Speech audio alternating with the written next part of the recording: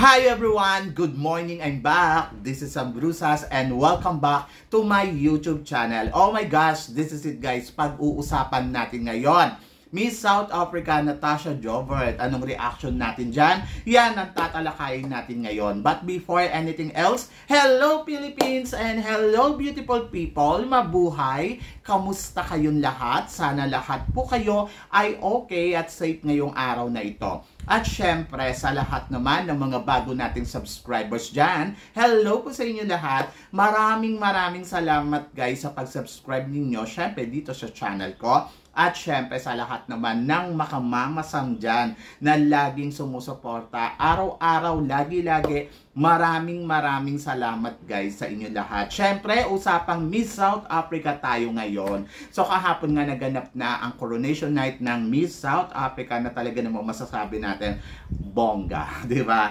Kung papansinin natin, yung South Africa ngayon taon na to, medyo kakaiba kumpara doon sa mga napapanood natin na South Africa. Kasi noon, yung mga nakaraang taon talagang masasabi natin, ako, bongga ang selebrasyon nila. Talagang masasabi ko na pinapaalam nila sa buong mundo ang kanilang pageant, di ba? At very powerful talaga yung mga pumapasok sa semifinals, yung presentation nila. Kung ikukumpara natin yung presentation nila this year, ay walang sinabi to sa mga napanood natin presentation ng South Africa noong mga nakaraang taon. Kasi nga, iniba na nga ang format ngayon ng South Africa. Yung una ay talagang masasabi natin na pipili lang sila ng 10 finalists na magkukumpit at yun talaga nakatutok sila sa bawat aspeto ng competition. This time, medyo parang ginawa nilang series ang South Africa from 10, tapos parang yung Asia's Next Top Model na every week may challenge, tapos maglalaglag ng isa. Medyo kakaiba talaga yung atake. Medyo may pagka-drama konti, di ba? Ginawa kasi nilang parang Miss Asia's Next Top Model, di ba? Ang bongga lang. Pero kung ako tatanungin mo, ayoko ng ganun. Medyo mahirap. Yung may mga challenge every week, tapos tatanggal ng isa, parang reality shows naman yung dating ng South Africa this time. Parang hindi siya beauty pageant. Mas gusto ko pa rin yung typical na beauty pageant na alam mo yun, magsuswimsuit, mag-evening gown, then magkukumpit, papakita yung pasarela, everything. Kesa dito yung mag-aaral sila mag-makeup, dito yung may makeup challenge, may mga kung ano-ano batchenes. Ang maganda lang dito, nakikita mo talaga yung attitude ng girl. But minsan kasi parang fake pa rin yung ipinapakita kasi alam ng girls na may nakaharap na camera, di ba? So, mas maganda pa rin yung pageant na talagang tinatawag na beauty contest noon. More than sa bagong ipinapakita ng South Africa. So, sabing ganyan din daw ang gagawin sa Miss Universe in the future. Magkakaroon ng parang reality shows, di ba? So ako, para sa akin, mas gusto ko yung pageant talaga. Walang mga kemi-kemi na drama-drama na may mga voting system or something. By the way, so congratulations sa bagong nanalong Miss South Africa. Ito nga ay wala nang iba kundi si Natasha Joubert. From the beginning, marami na nag-react kay Natasha Joubert kasi sabing ganun, bakit uli sumali? Nanalo na siya nung nakaraang 2020 at sumali na siya sa Miss Universe. Ngayon, ang alam natin lahat, ang Miss South Africa ay isa lang ang sasalihan nilang beauty pageant. Ito nga ay wala nang iba kundi ang Miss Universe. So, hindi sila pwedeng sumali sa Miss Supranational, hindi sila pwedeng sumali sa kung ano man ang pageant, kahit yung mga runners-up. Kasi mahigpit yan na pinagbabawal ng organization. Kumbaga, siguro yung supranational saka yung Miss World, di ba, nasa bagong organization na sila ng South Africa. Hindi ipapadala yung mga winners nila ngayon. Hindi katulad noon na mamimili yung winner kung saan siya ilalaban. Pwede siya sa supranational, pwede siya sa Miss Universe, pwede siya sa Miss World. Ngayon, no.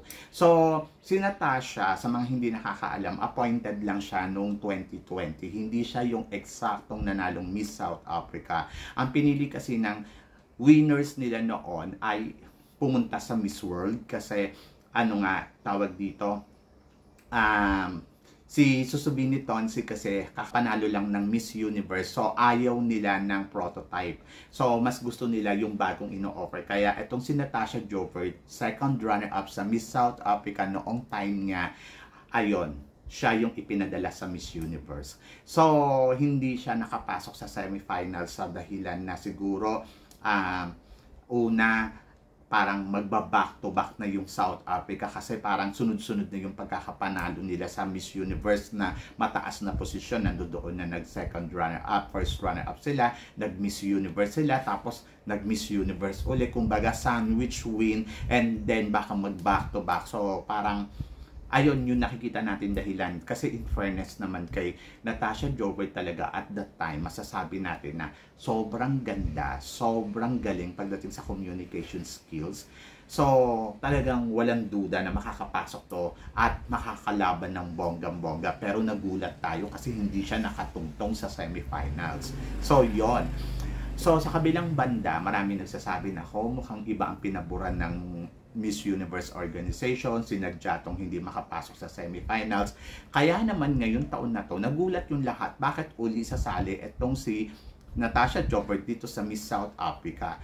Nakasali na siya sa Miss Universe. So, yon. Ang dahilan ay appointed siya noon.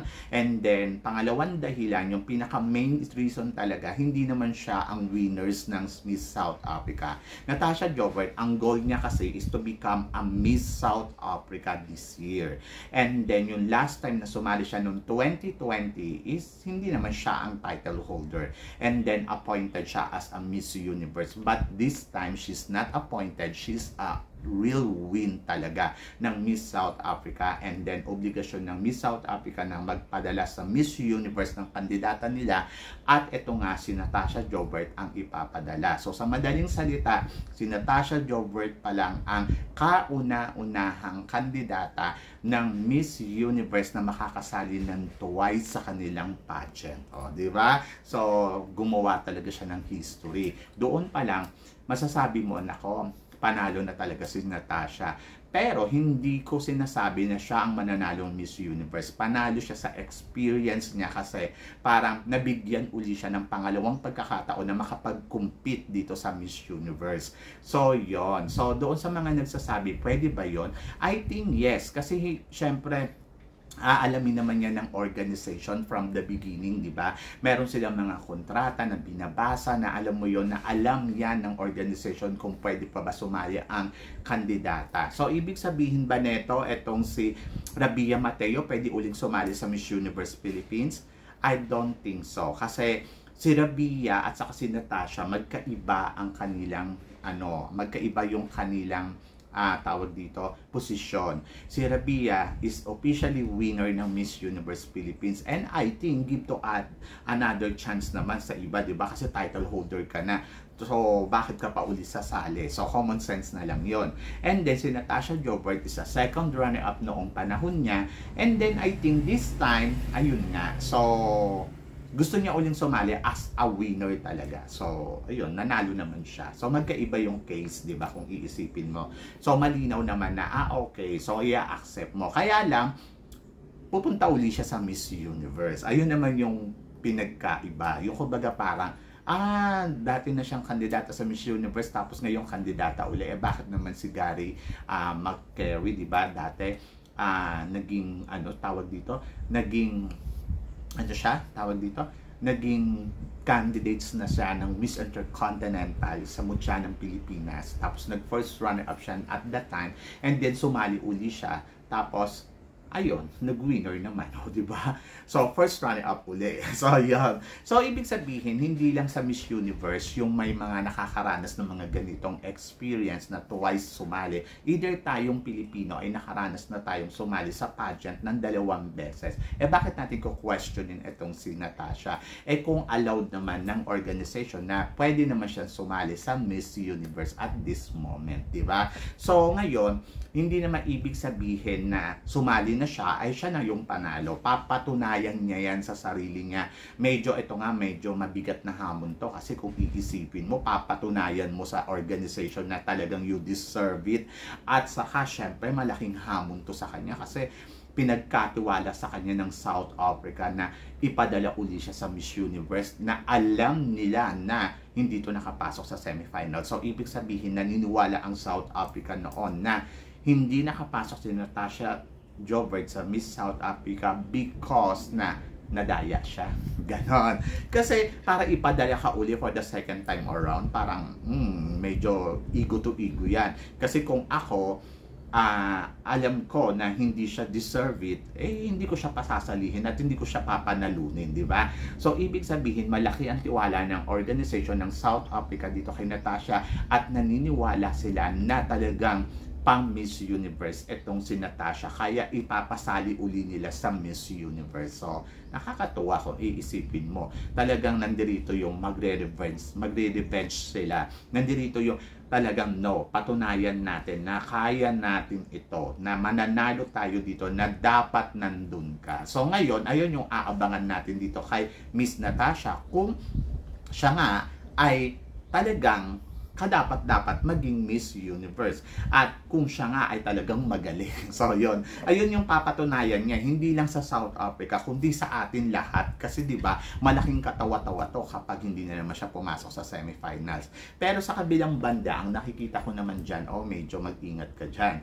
Kasi, nag-attitude kayo nung hindi kayo napasama sa semifinals. So, tingin ninyo yung organization ng Miss Universe na nakita nila yan na nag-complain kayo, gumawa kayo ng video, na nag-iiyak kayo sa camera, ay parang hindi nila iisipin na, nako, kaya ka nga namin hindi pinili kasi ganyan yung attitude ninyo. So ngayon, paano nyo ko kumbinsin ngayon yung Miss Universe na organization na you are sports pagdating sa ganitong mga sistema na pangyayari. So, ibig sabihin, talagang malaking pagpapatunay ang gagawin ni Natasha dito sa Miss Universe. So, medyo exciting to kasi aabangan mo kung mananalo siya dito, aabangan mo kung papasok siya sa semifinals. But tingin ko naman, this time papasok siya. Yan. Kasi parang feeling ko kaya lang naman siya hindi pinapasok noon kasi siguro natatakot yung organization na baka mag back to back win uli sila. Kumbaga parang puro South Africa na lang kasi malakas talaga to si Natasha noon at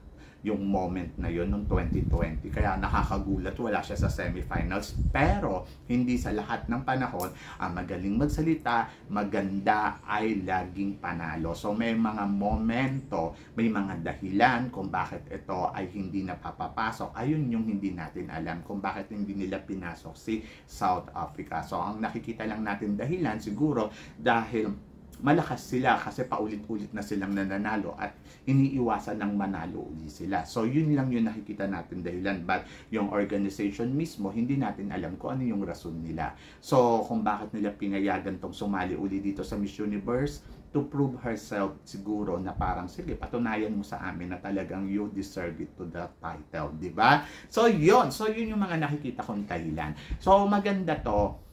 Alam nyo, sa totoo lang, medyo kung ako nga to, medyo ma-afraid ako kasi kung iisipin mo, kung titignan mo yung beauty niya noon at saka yung beauty niya ngayon, ang layo na. Hindi na katulad noon na talagang may wow factor, di ba? So ngayon medyo parang nag-mature siyang tignan. And then pangalawa, yung styling niya na nagpa-black hair siya, medyo parang nakakatandang tignan talaga sa kanya.